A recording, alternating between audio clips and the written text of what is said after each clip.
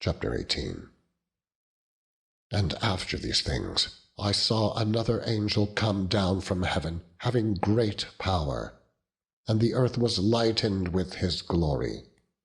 And he cried mightily with a strong voice, saying, Babylon the great is fallen, and is become the habitation of devils, and the hold of every foul spirit, and a cage of every unclean and hateful bird.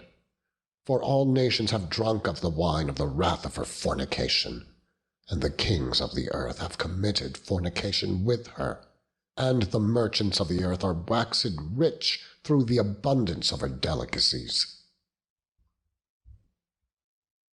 And I heard another voice from heaven, saying, Come out of her, my people, that ye be not partakers of her sins, and that ye receive not of her plagues. For her sins have reached unto heaven, and God hath remembered her iniquities. Reward her, even as she rewarded you, and double unto her double according to her works. In the cup which she hath filled, fill to her double. How much she hath glorified herself, and lived deliciously. So much torment and sorrow give her. For she saith in her heart, I sit a queen, and am no widow, and shall see no sorrow. Therefore shall her plagues come in one day, death and mourning and famine, and she shall be utterly burned with fire, for strong is the Lord God who judgeth her. And the kings of the earth who have committed fornication, and lived deliciously with her, shall bewail her and lament for her, when they shall see the smoke of her burning, standing afar off for the fear of her torment, saying, Alas, alas, that great city Babylon, that mighty city! For in 1 hour is thy judgment come.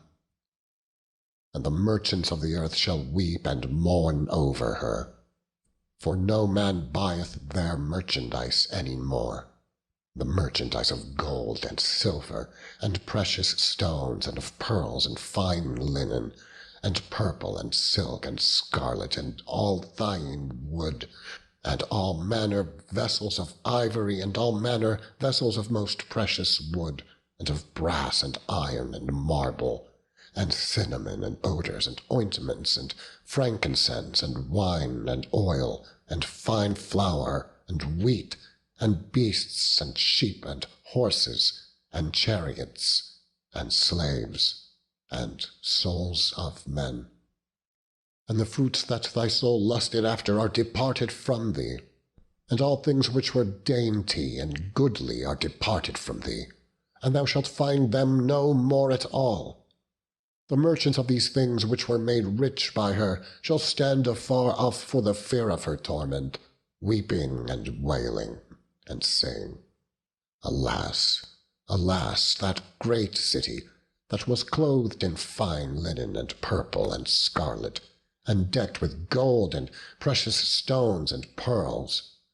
For in 1 hour so great riches is come to naught. And every shipmaster, and all the company in ships, and sailors, and as many as trade by sea, stood afar off, and cried when they saw the smoke of her burning, saying, What city is like unto this great city?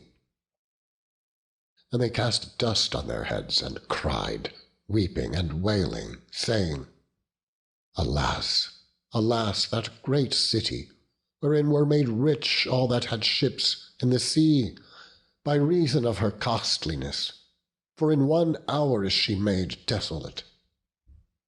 Rejoice over her, thou heaven, and ye holy apostles and prophets, for God hath avenged you on her.